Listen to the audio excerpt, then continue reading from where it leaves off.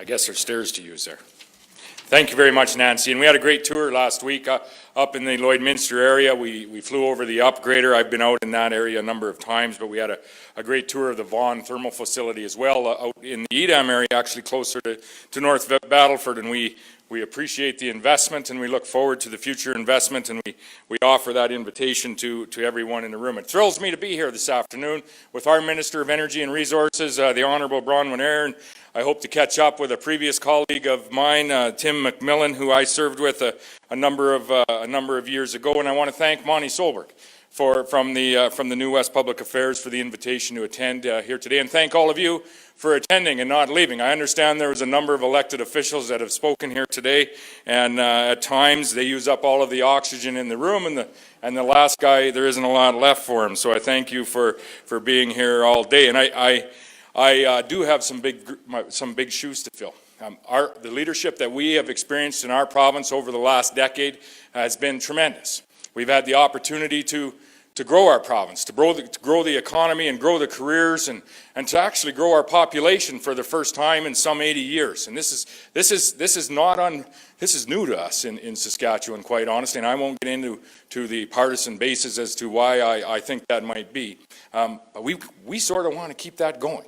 And we want to keep that investment coming into our province, and so I do have some big shoes to fill, but we also have the very same people in the room that help Premier Wall make the decisions are the same people in the room that are helping me make those decisions. And I intend on filling those shoes on behalf of the people of the province and the people of industries that are important to us in this room and important to us as Canadians, as Saskatchewan for the last number of years, just over a decade now, has been a net contributor to the financial well-being of Canada, and we fully intend on staying that way.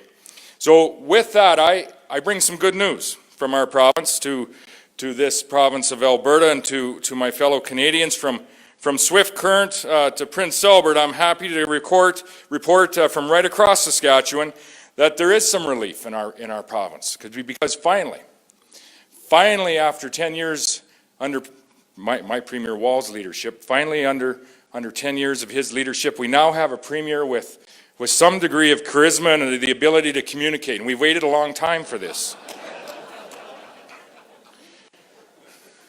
I do have big shoes to fill. We are very grateful for his leadership, and we always will be. And he continues to provide that leadership, I think, as you see with his work after politics, both for our province and for Western Canada and our nation. And we look forward to relying on his advice years into the future. As I said, I'm the last elected official here today, and I thank you all for staying. I want to use this time to talk about some challenges that we face in our province, and I think you, in fairness, face them in this province as well.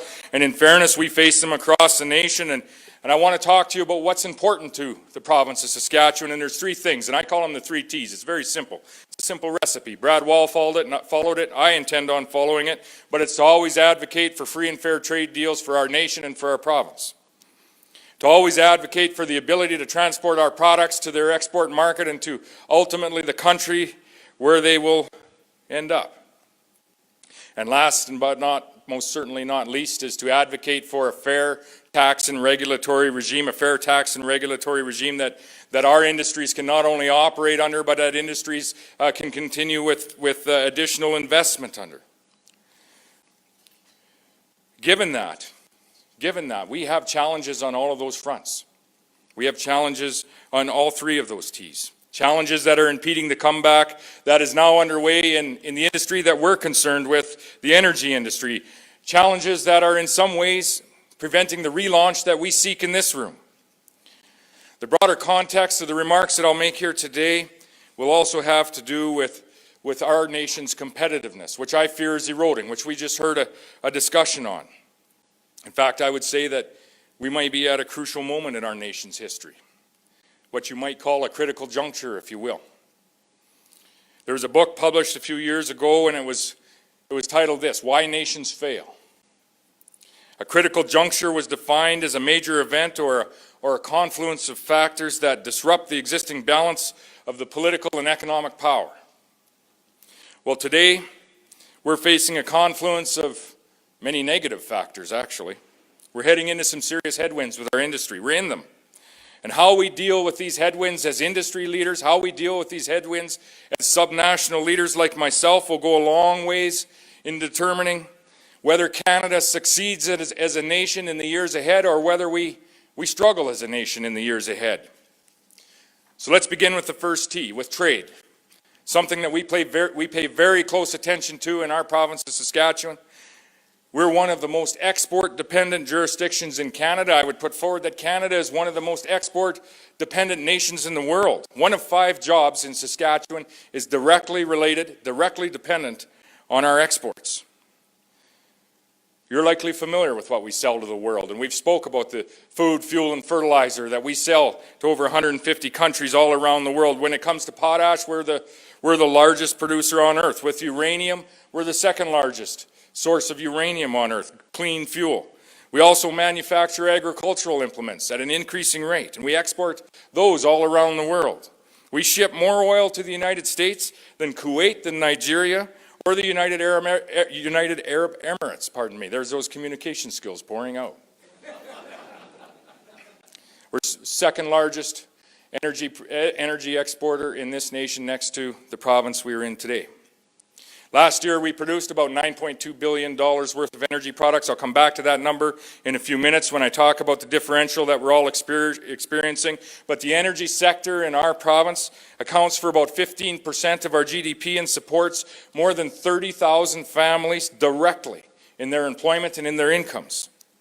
So we, as the government of Saskatchewan, are so thankful to the significant contribution that the energy industry makes to our quality of life in communities across the province.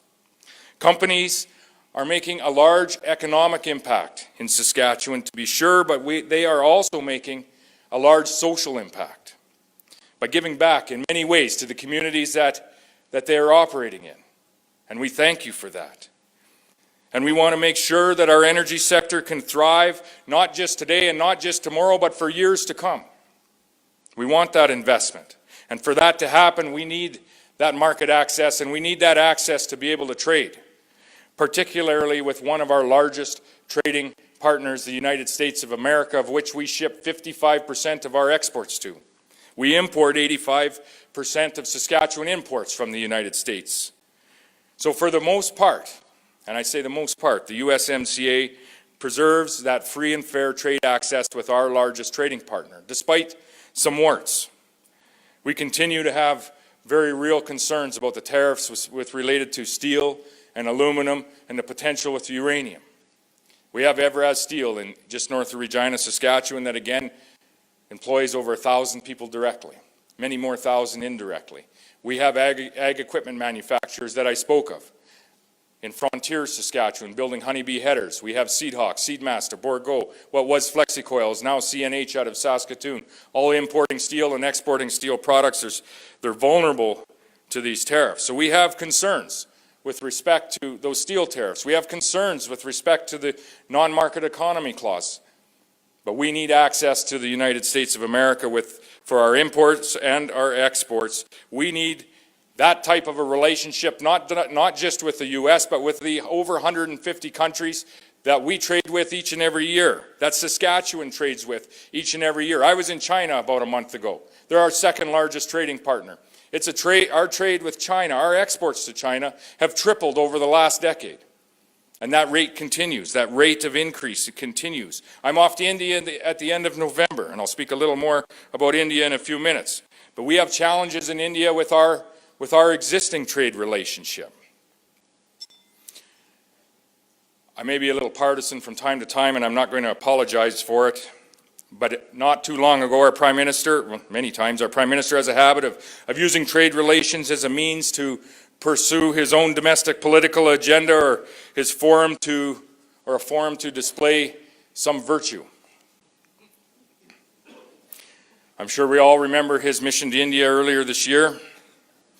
And I can't help but contrast the Trudeau trade mission in India with Jason Kenney's most recent trip to India. Jason toured the largest refinery and petrochemical facility in the world. Energy was his focus. Serious engagement with Canada's customers, not just Alberta's customers, but Canada's customers, was his focus. When Andrew Scheer went to India, he met with Prime Minister Modi.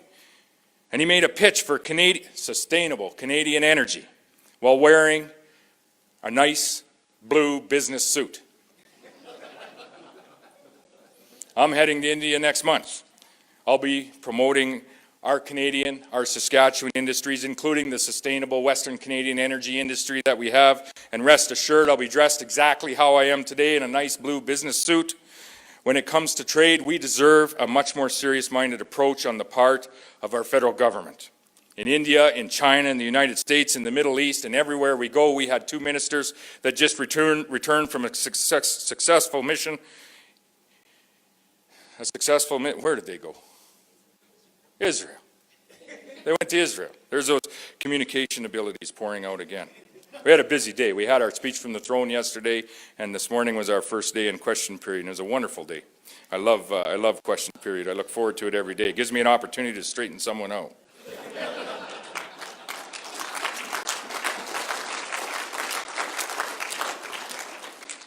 But what we need in this nation is we need some consistency. Maybe our trade initiatives would start with some political consistency right here at home. Which brings me to something else I want to talk about, and that's the second T, the transportation system that we have here in Canada. And ladies and gentlemen, make no mistake about this. We in Saskatchewan are losing $7.4 billion a year due to the oil differential. That's $200 million a day. I just said we produced $9.2 billion worth of energy products or oil products last year. We lose 7.4. We could gain $7.4 million without doing without doing another moment's work. Directly to the government of Saskatchewan, through losing that $7.4 billion, we lose $500 million each year in royalties and taxes that Mr. Mintz wants to change how we collect those.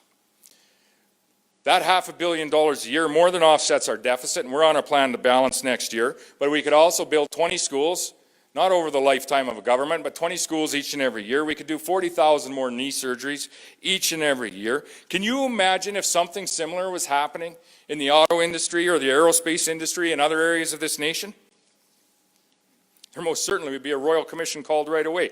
There was an article the other day in the Pipeline News, and the reporter wondered what would happen if we applied the oil differential to a Chevy Impala, the 60% oil differential that we're experiencing to a Chevy Impala, which costs about $32,000. That means you would cut a check for about $12,000. You would have that Chevy Impala that is built in Oshawa, by the way.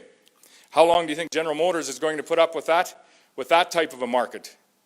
How long do you think the new Premier Ford of Ontario, is going to put up with that type of a market? I would say about 3 minutes. Canada's inability for us to build any pipelines is costing all of us as Canadians.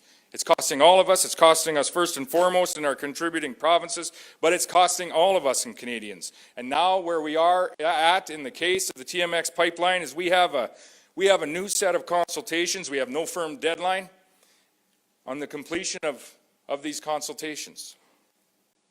Today we can't build pipelines in Canada, and as a result, we have record amounts of oil that is being shipped on rail. And this means that our railways are constrained in their capacity. And in Saskatchewan, that means something, because we have some potash and we have some agricultural products that we want to ship on that rail. In fact, as we move forward, we have more potash and more agricultural products that we want to put on that rail. We need that rail capacity. Folks, we need our existing pipeline capacity. We need additional pipeline capacity for our energy products, for our Western Canadian oil products, for our sustainable Western Canadian oil products, because we need the train for our grain in Saskatchewan. Given these troubles and given these challenges that we're having with the differential, our transportation system, sometimes I'll be sitting there and I would just think, what else could our federal government do here that would just make things a little bit more difficult for us, because we have some time at the end of our day. And it's hard to believe they could think of something, but they did. And it was Bill C-69, which was talked about here this morning, or just, this afternoon. This morning I was arguing in question period. But Bill C-69 is certainly, if it is nothing else, it is this. It's a solution in search of a problem. We didn't have a problem. We weren't perfect, but we didn't have a problem. In Canada, we have one of the most stringent federal and provincial review processes in the world. I think it's a process that we can be proud of, There's opportunities for improvement, but it is most certainly one of the most stringent in the world and one that we can be proud of. The proponents of major projects in our nation have already invested hundreds of millions of dollars on environmental assessments and public engagement to ensure that we can be proud of the investments and the facilities that we have next to and near and in our communities and in our nation. This is a serious, it's a thorough, and it's a conscientious exercise, and it always has been. The federal government needs to go back to the drawing board on Bill C-69. We're going to have Minister Eyre and our Minister of Environment, Minister Duncan, will be appearing before the Senate committee to inform them of such, and that's where it belongs, and we need to do much better than that if we are going to continue to attract investment, not just to Saskatchewan, but to the entire nation, because we are all Canadians first. We must remember that. And then there's our beloved federal carbon tax, of which I've made a number of comments on, not only in the last few days, but every day back to when I was an environment minister, when I was meeting in a small room in Montreal as the Prime Minister rose to his feet and introduced and imposed it, I would say, on Canadians. And I listen to Jack Mintz's comments, and I read his comments often with respect to a carbon tax may be a good policy if you remove some of the environmental policies. That isn't happening, nor will it happen. So then we can't have this carbon tax.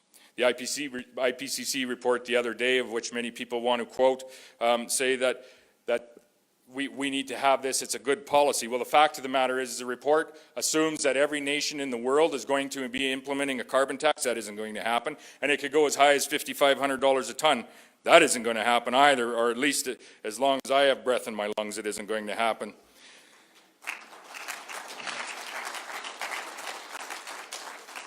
In saying that, ladies and gentlemen, in Saskatchewan, we most certainly acknowledge that climate change is happening in our world, and it's a global challenge that we have that requires global solutions. It requires us to look at innovative solutions that we have and then share them around the world, and we most certainly are participating in that conversation from our province. This is what we believe that we can bring to the world in Saskatchewan, and this is what we believe Canada can bring to the world. But just because we have diagnosed this problem, this global climate change problem, it doesn't mean that you impose a remedy that just simply won't work. A remedy that doesn't work, a remedy that hasn't worked anywhere else where it has been introduced, and a remedy that will not most certainly work in Saskatchewan, and I put forward it won't work in Canada. We have a different solution, but I'm sure if you go back to medieval times, there was doctors that would sometimes diagnose their patients correctly, maybe half the time. That doesn't mean that they were right to prescribe leeches as a cure. Well, it's exactly the same with the federal carbon tax. We agree with the diagnosis, we don't agree with the remedy. A carbon tax is going to leach more money out of your pockets, out of the pockets of families, of businesses, of industries that are building our communities in Saskatchewan and Alberta and through equalization across this nation. A carbon tax that would, according to a very reputable institution in the province of Saskatchewan, the University of Regina, reduce Saskatchewan's GDP by about $16 billion by the year 2030, and would reduce emissions. Here's the kicker. It would reduce emissions by less than 1%, a whole less than 1%. Doesn't work, ladies and gentlemen. This is a tax that hinders investments in our communities, our province, our nation. This is a tax that will destroy jobs in those same communities, those same provinces, and our great nation of Canada. And this is a tax that simply, as I said, does not reduce emissions. My friends, those carbon tax rebates that the Prime Minister announced the other day and I had so much to say on, they won't matter a bit to the worker in Estevan or Shaunavon or Lloydminster that has lost their job. They won't help our farmers in our province or this province that are having to dry their crop before they move it, and it won't help them when they have to move it to an export position. It won't mean much to small exploration companies who use energy to find energy, the energy that we need to drive our economy. Families, farmers, resource companies, schools, municipalities, hospitals, recreational facilities, not-for-profits, everyone is going to pay more with no results. And not everyone will get fully reimbursed for the cost, as was so eloquently put out the other day, I might add. The fact of the matter is those rebates are nothing more than an attempt by by one organization to buy some support in the upcoming election. This is a shell game that our federal government is playing with your money, with the people of this nation's money. It's bad, ineffective environmental policy, very ineffective environmental policy. It's harmful economic policy for our provinces and our nation, and this is terrible Canadian policy. After Tuesday's announcement, our government is more determined than ever to challenge this harmful policy in the court of public opinion and in the courts of this land if necessary. We will not back down from our legal challenge against the federal carbon tax, and we intend to be successful in that challenge in next year.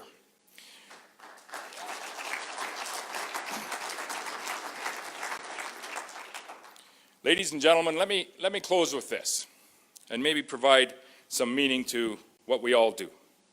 I've had the good fortune over the last number of months to travel across our province. I was in a leadership race and since then as the Premier of the province. In those travels, I've seen what the energy industry does for Saskatchewan. I've seen firsthand what Husky means to the Lloydminster area. Billions of dollars invested, hundreds of jobs that have been created, millions of dollars paid in taxes to support the local communities. And a few weeks back, I also had the opportunity to visit the community of Shaunavon, just southwest of Swift Current. I attended a dinner at what was a tremendous facility, the Haley-Wickenheiser Recreational Complex. It was a complex that actually didn't exist a decade ago, but it does today. And it does because there's a community that rolled up their sleeves and they went to work and they raised millions of dollars because they needed a facility in their community. And it's because of the energy industry and companies that are working in that industry in that area, like Crescent Point Energy. They opened up their checkbooks for that facility. And in June, there was another event that was in that very same Haley-Wickenheiser Community Center in the community of Shaunavon that I actually want to talk about. It was a fundraiser for Stars Air Ambulance. Our government brought Stars to Saskatchewan in 2012. We've supported Stars with nearly $80 million of provincial funding. Some of that provincial funding came from the energy industry through royalties and taxes. But the private sector stepped up as well. Crescent Point contributed $5 million to Stars. And today, Stars has transported or cared for 4,000 patients in our province. Lives have been saved because of that service and that investment. So you know, when we talk about the energy industry, and I do it all the time, but we talk about the statistics of the energy industry, and we talk about the facts of the energy industry, and we talk about the data, but really what matters is the workers and their families and the communities where they live.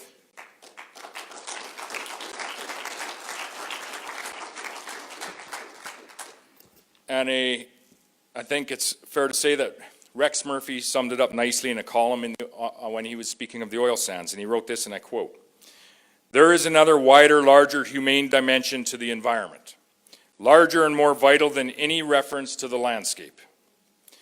That is the human and social element, the business of supplying reasonable support for workers and their families, towns and communities, and ultimately the wealth of the entire nation. We owe something, it is true, to the rocks and the trees, but we also owe something to human beings as well." End quote. Let's keep those words in mind in the days ahead, because, ladies and gentlemen, we cannot let this great nation fail. We cannot let our nation fail. God bless the energy industry and God bless Canada. Thank you so much.